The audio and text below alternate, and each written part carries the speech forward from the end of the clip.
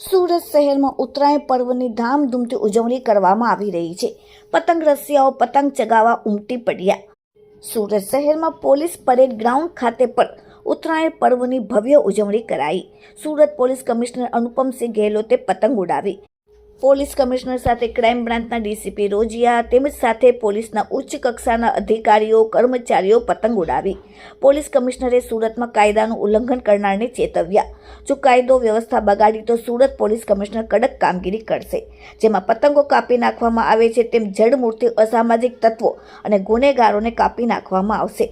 સાથે સુરત પોલીસ કમિશનરે તમામ સુરતવાસીઓને મकर संक्रांति शुभेच्छाओं पर पाठवी। Bureau report, daily India TV.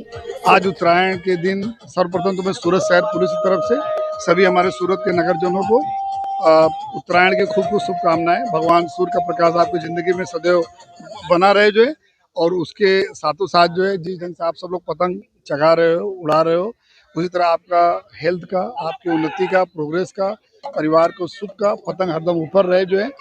और सूरत शहर पुलिस निर्धार करती है कि सूरत के कायदा व्यवस्था को डिस्टर्ब करने में जितने लोग रहेंगे या नारकोटिक्स में जो लोग शामिल रहेंगे, जो गुनहगारी परिस्थिति में रहेंगे, उनकी पतंग हम लोग जड़ से पूरा काटेंगे इस साल भी 2026 में।